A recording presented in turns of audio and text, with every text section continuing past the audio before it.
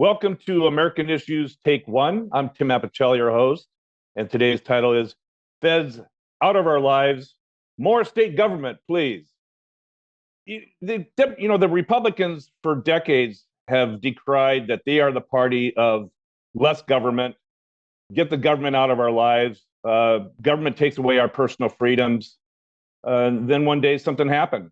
They stopped being that party of promoting less government in our lives. Case in point is Governor DeSantis of Florida has come up with a whole bunch of new points and new laws that are just the opposite of what he accuses the federal government of doing, and that is reducing the personal freedoms of Americans. For example, remember the bill that prohibits the use of the word gay in Florida, and as it pertains to school.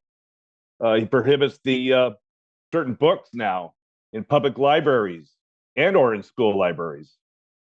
Stringent about anti-abortion laws, very stringent, and forcing women to come deliver to term babies under incest and rape.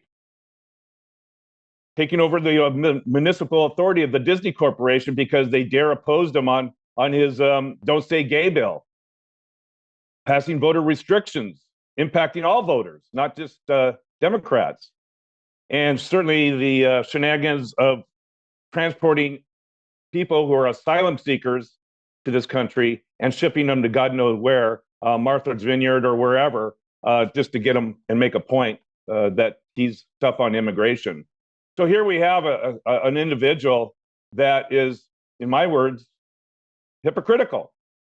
And to discuss this, we'll go to our guest.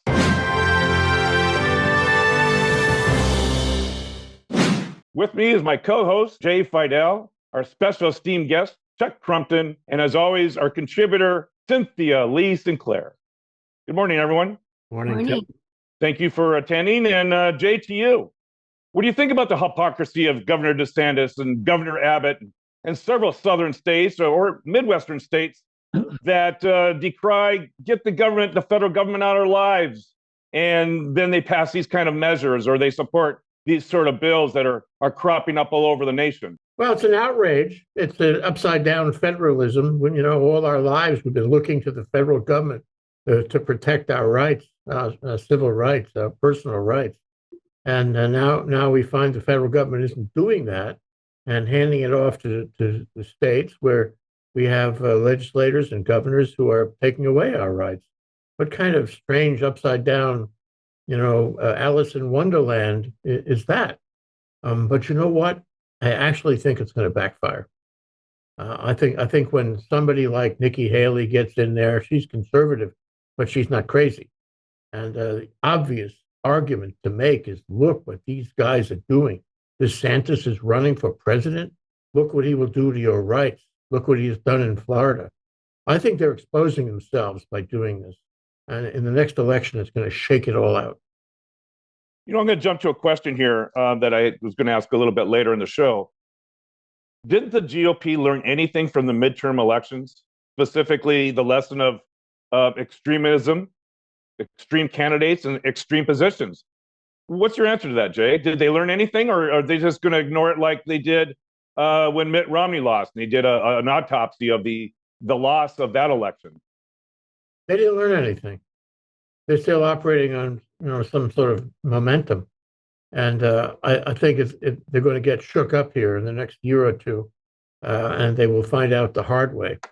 And I don't understand what's going on with the Republican Party. They seem to be catering to a base. A base is not going to like what DeSantis is doing. Maybe some things they will like, but a lot of things they won't like because it affects them. And I suspect that they're going to find out the hard way. For now, the answer is no, they haven't learned. Okay. Hey, Chuck, what's your take on the recent activities of Governor DeSantis? Is it strictly to create social wedge issues to build popularity, or is it something else? What's your take on what's going on here? Well, a couple of things. I think Jay is right. They haven't learned, but in some respects they cannot, because the Republicans cannot give up election denial because they need to use that as a ground to continue to restrict and suppress and manipulate voting access and rights, whether it's by gerrymandering or by voting restrictions or mail ballots or whatever. So those two, they've connected so tightly that they can't unwind them. The second thing is, you look at DeSantis, you know, if you've got a battle between two narcissists, and the question is, which is the smarter narcissist? This is not a contest that we want anybody to win in a leadership role. But DeSantis at least has the intelligence to work with the players he's got, which is he's got his legislature, state legislature in his pocket. He can do anything he wants. He knows he can't do that with the Congress. And so rather than trying to achieve things at the national level, he's able to do those things that you listed, which are truly democratically offensive by virtue of his legislative support, and get away with it. You know, let me go to your point about that the GOP has to cling to election denial. I mean, wasn't that one of the primary issues of why moderate Republicans and independents voted for Democrat candidates, or just didn't vote because they said it's a bridge too far. We can't support election denial, and therefore the big red wave that didn't happen was attributed to those moderates and those independents that said election denial is a bridge too far. Well, they've changed the narrative somewhat. So instead of saying the election was stolen, Trump was robbed, they've moved it over to our election systems are flawed, we need to correct them. And so they're naming their legislation things like election integrity and election fairness and all kinds of stuff like that, as if it were really correcting serious deficiencies in the election system. But one of the things that's just come out is that Trump commissioned a study group in Berkeley to find any evidence it could of election fraud. And they came back and they said, we don't find anything that would have come anywhere close to overturning any of the elections. So, plus you have that third factor in there. No Republicans ever had an answer to the reporter's question. If certain elections were allegedly fraudulent, such as Biden's, what does that mean about the elections that gave the Republicans the House majority or anything else that turned out favorable? Well, they don't like to talk about that. There's no answer to that yet, and none coming. All right. Hey, Cynthia, what's your take on Governor DeSantis' attack on small d democracy, all the while saying that the federal government is intrusive to the lives of Americans? Hypocrisy. That's the word. Thank you. One word. Hypocrisy. You know, while they scream, we want our freedom, we want our, constitutional rights, while they strip away constitutional rights across the board. But, the biggest threat isn't DeSantis. I hate to say it, but he's just one state and one governor. Let's take into account what's going to happen in Arkansas with Huckabee, and what's happening in South Carolina and the Carolinas both. And then we've got to remember, we're waiting on the other shoe to drop from the Supreme Court with Moore v. Harper. Is the Supreme Court going to give the small L legislatures, not the legislature, which it normally is, perceived to be, that it's all of the legislative pieces that go into making up the rules for the election. If they decide to hand it back to the legislature, it's going to be that that narrow version of just Congress. The state Congress is going to be able to decide what the rules are. They're going to be able to decide how things shake out in November 2024, because if they can decide who they want their electors to be, it changes the entire landscape of everything. And it doesn't even matter what new laws are passed or anything else exactly, because that will just sort of overarch all of it and give them a pass to do whatever they want, or at least the Republican-led legislatures anyway. Are you surprised? Go ahead, Chuck. Sorry, Tim, but Cynthia is exactly right. I mean, the current right-wing dominant Supreme Court, is not just ignoring, they're actually flagrantly contradicting the very purpose and intent of the 13th, 14th, and 15th Amendment, which is the federal government has to step in to protect civil rights when the states abuse them and take Well, them. okay, and that leads me to the question to you, back to you, Cynthia. Thank you, Chuck. Are you surprised we're not seeing a more of the American Civil Liberties Union or private lawsuits challenging Governor DeSantis on the rollback of some individual freedoms and rights?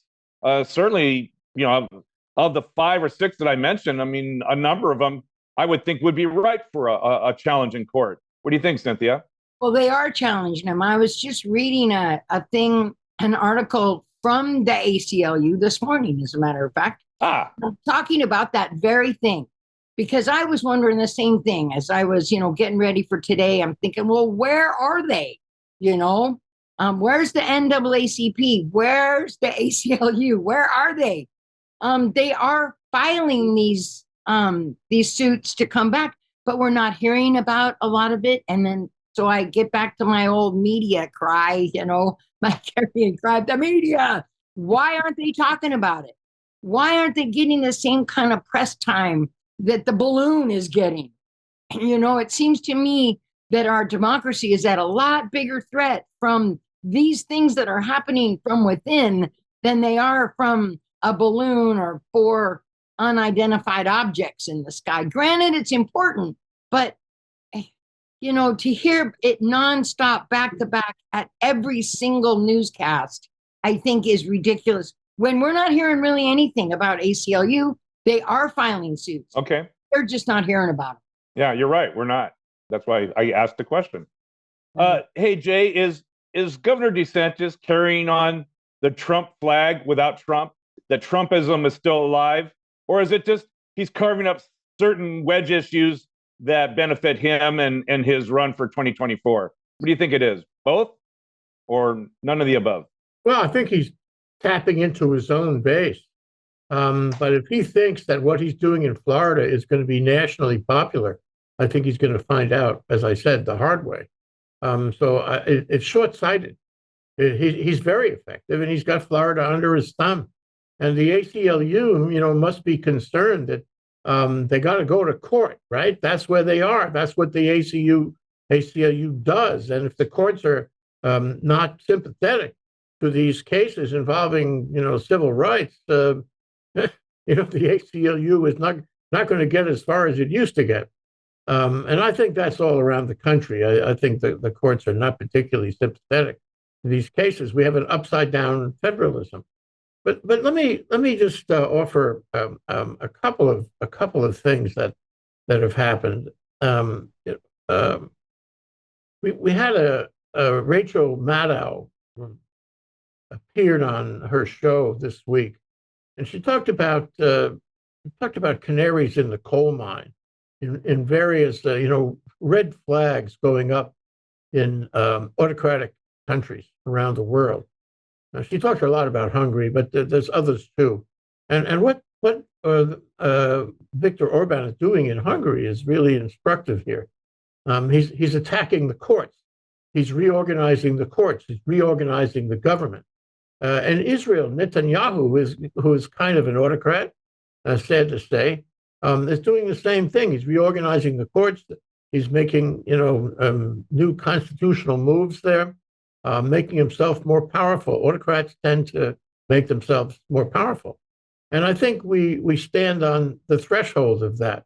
I think our country has an electorate which has separated itself from liberal thinking somehow for many reasons over at least 2 or 3 decades at least.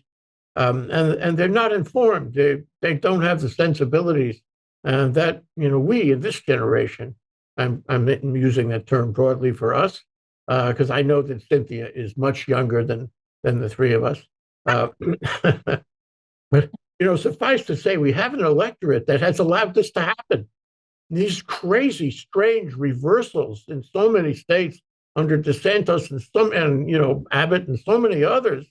Where did this come from? The electorate had to allow this to happen. They had to put their head in the sand.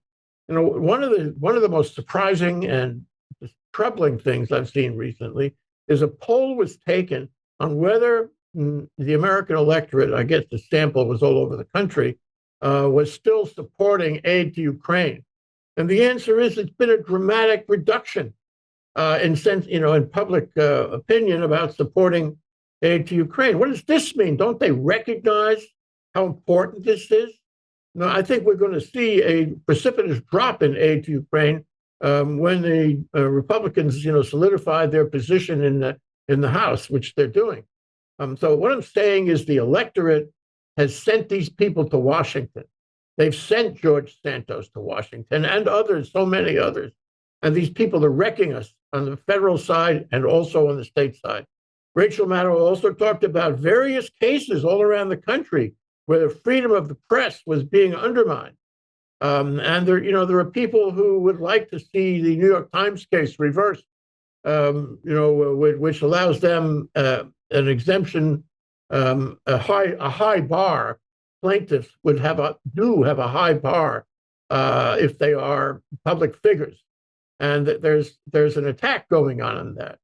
And if they succeed in that, the whole First Amendment thing will change for the media.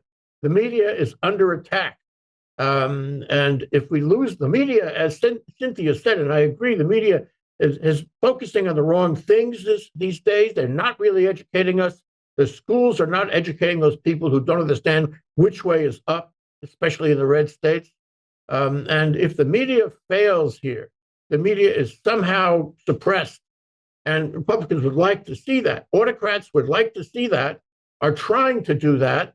We really have a problem. So, if you guys are any less worried than we were before about Trump and the deniers and all that, don't be less worried. Be more worried. Sorry. All right. Don't apologize. You're spot on. Hey, Chuck, is what DeSantis has done in Florida recently, is that giving Donald Trump dreams of being more extreme in his positions and comments as we get closer to the 2024 election? I think we got to go back a little bit. DeSantis is at least people affiliated with him are at least smart enough to figure out what works for Trump and what doesn't. And as indicated, he uses his power base, which is his legislature. And he's been able to reverse the conflicts to the local level, school boards, parents, housing people, rather than at his level or the national level. And that works much better for him because... Yeah, but does he make the transition to the national level with these kind of crazy things he's doing? I tend to agree with Jay's inferences. I don't see what DeSantis is doing as working on a national level. I don't see that selling to the West Coast or to the East Coast, or frankly, to a lot of the Midwest. It goes back to my other question then. What did DeSantis, who's a smart guy, what did he learn out of the midterms? I mean, didn't he find that there was a rejection to extremism? Well, you have to look at DeSantis's strength. It's very localized in Florida. It so far hasn't really extended very much beyond that. We're not seeing it in fundraising. We're not seeing it in national support. We're not hearing support for him from either House leadership or Senate minority leadership for the Republicans. So he's still using his Florida base as his base for hopefully being able to go national by next year. Chuck, how do you explain the fact that he and Trump are running in the same percentage of popularity right now? I don't know the sampling, but 33% for each of them, neck and neck, and they're way above the other names that have popped up. How do you explain his popularity either within the Republican Party or nationally? I suppose that's more the Republican Party nationally. How do you explain his parity with Trump right now? That's a great question.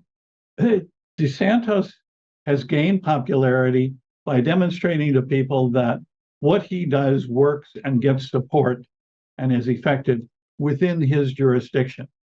Whether he can extrapolate that to the national level or not is still in question. 32 is still only 32. Trump, on the other hand, has gone the other direction.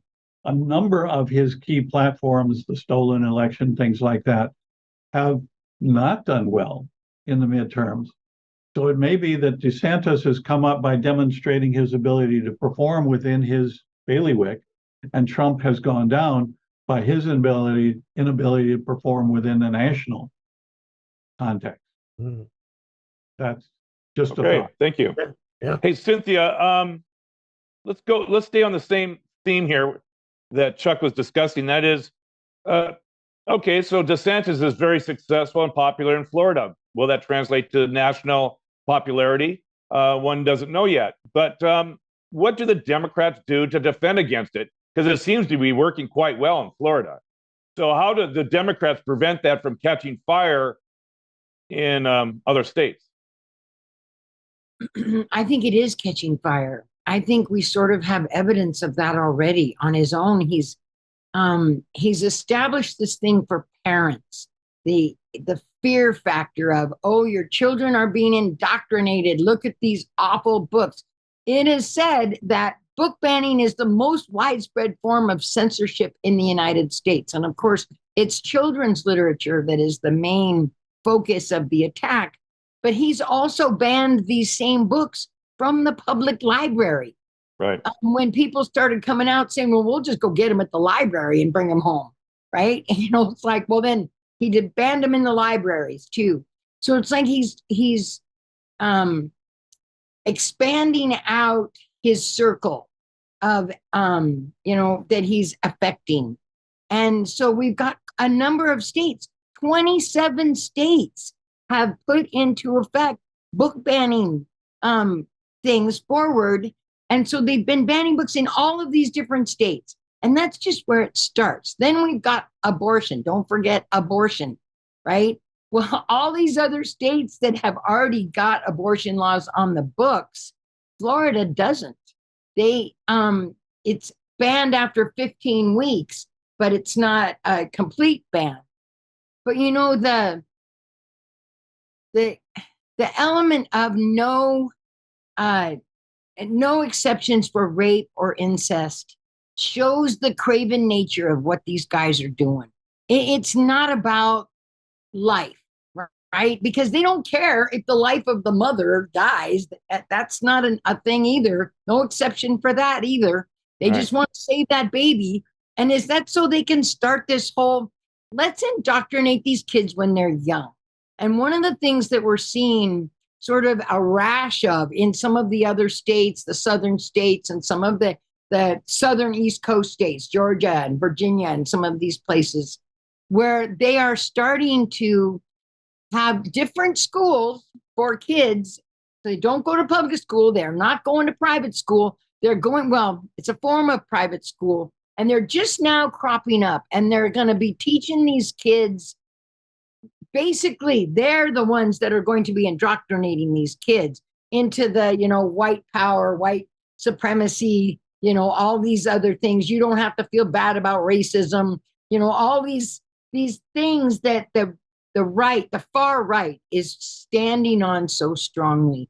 So right. And DeSantis is fanning those flames for sure. The hard part of my question, Cynthia, is what do Democrats do to fight it?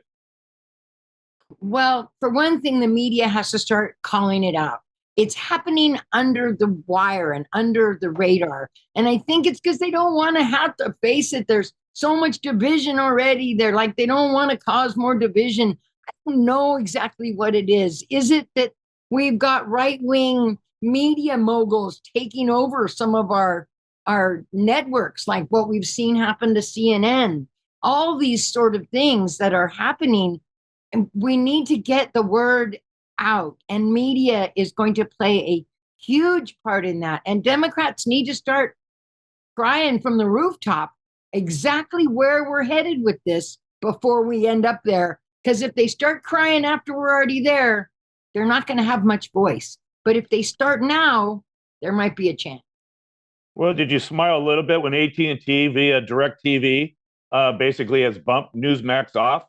Yes, I did. Okay, and I good. actually watched Newsmax when I was in the South for a minute. And I'll tell you, all they did was lie. Every single minute, every story they told, they twisted it so that it made the liberals look like they're these evil mongers trying to take over the country. And you know, spin Well, it. maybe that's why Newsmax placed so much footage of the Nazis in World War II. That seems to be the other half of the agendas, how the Nazis took power. So it's interesting you say that. Okay, Cynthia, thank you so much. Hey, Jay, will the non-MAGA GOP, will they follow the Trump playbook, either through Trump or through DeSantis? Or will they start to reject it and we get a split in the party? That's a really good question. That's a question that's going to determine the future of the country, I think. There are a lot of them out there. And if they're still conservative and buying into, at least in part, what Trump has wrought, you know, I blame most of the problems that we talk about on Trump. That's his legacy. He revealed them and he exacerbated them. And, you know, he really made a mess. He made us a country moving so far right now. And let me say that when you start moving right, it's hard to come back. Thank you for your aspirations on the point, Cynthia. But, you know, once you move to the right, and so many countries are an example of this today, very hard to come back. Once you lose your civil rights and your voting rights and your rights of privacy and all this, you know, the Supreme Court has really wrecked these rights by doing this reverse federalism thing. It's hard to come back. Yeah. And I would say that we're seeing this elsewhere, and we are experiencing it ourselves. So I think that DeSantis and Trump are neck and neck for reaching out for those marginal conservatives. I think Trump is like over the hill. And knock wood, one of these days he's going to get indicted, although my metronome keeps going back and forth day for day, and he hasn't been indicted, and we get all these delays and excuses. But I think he's under the cloud. And I think DeSantis, as Chuck said, is limited to Florida, and he may not be able to get traction on a national level. So it's very hard to predict what's going to happen in the next year. All I can say is we have to watch it carefully to see how these guys work, to see how they try to massage the electorate they would like to appeal to. My problem, as I said before, is that the electorate is uneducated, the electorate is insensitive, and as Cynthia said, the media is not really doing its job, and the rug is being pulled out from under it in so many places. These are not good signs. And all we can do is keep on pointing them out in our little corner of the world. All right. Thanks, Jay. Before I go to last thoughts, Chuck, same question to you. The non-MAGA GOP, who do they rally around? What candidate in the future or currently? That's a good question. I think one of the things we're going to see within the next few months, and Nikki Haley has started it, is which people in the GOP feel that there is enough doubt about both Trump and DeSantis to throw their hats in the ring, whether they're really trying to get a presidential run or whether they're trying to get on the ticket as a vice presidential candidate.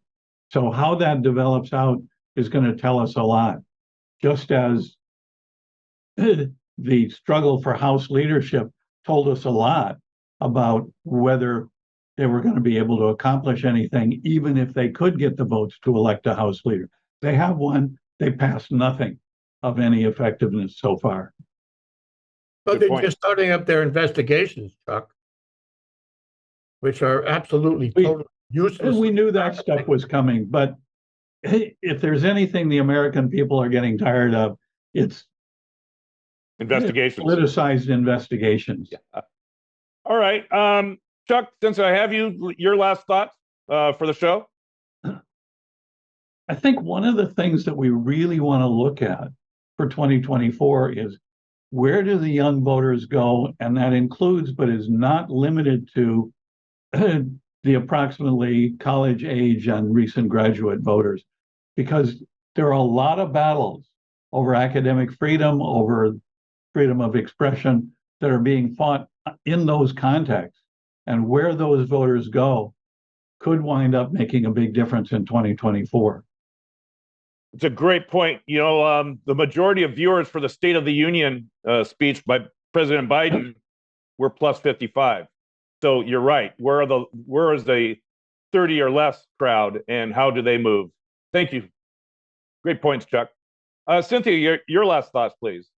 Well, I want to answer your question about what are the other Republicans going to do, and I have the answer really quick. Now, just recently, again, they interviewed Mitch McConnell, and he said he will support whoever is the nominee, whether that's Trump or DeSantis or some even more horrible person. It doesn't Maybe matter. George Santos.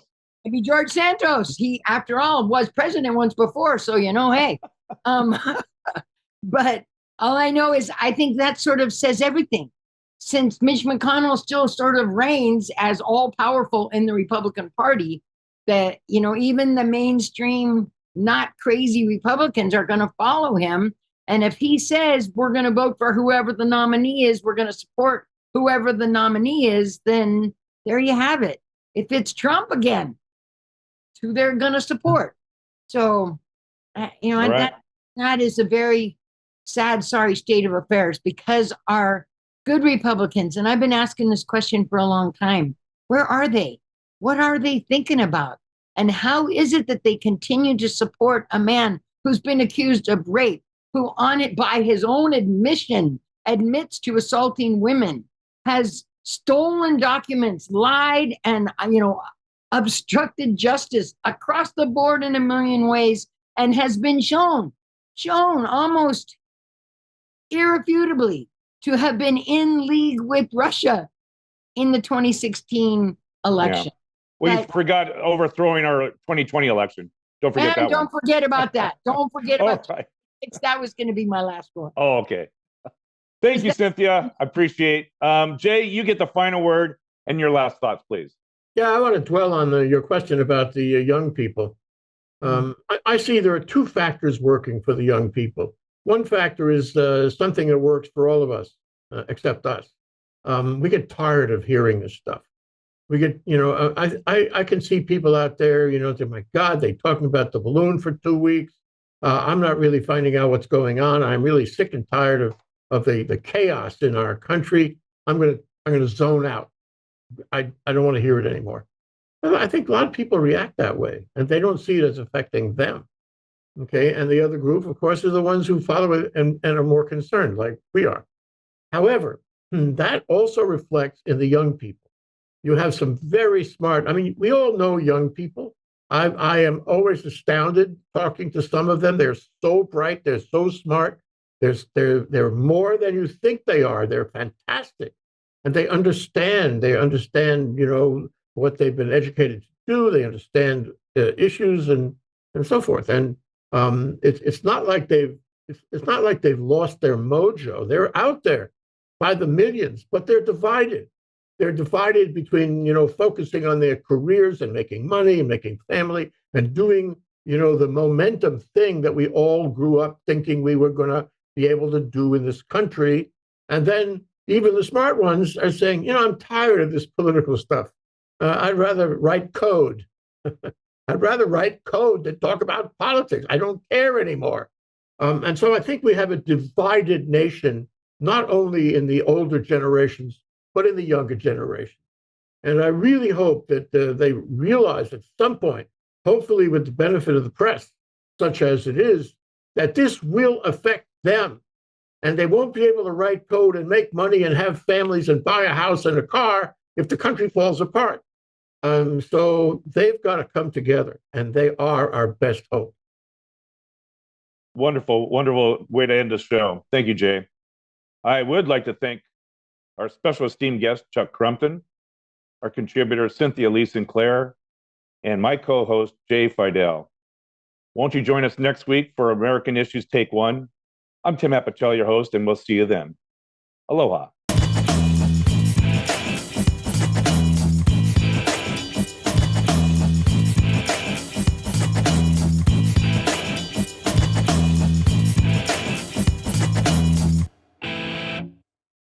Thank you so much for watching Think Tech Hawaii. If you like what we do, please like us and click the subscribe button on YouTube and the follow button on Vimeo. You can also follow us on Facebook, Instagram, and LinkedIn, and donate to us at thinktechhawaii.com. Mahalo.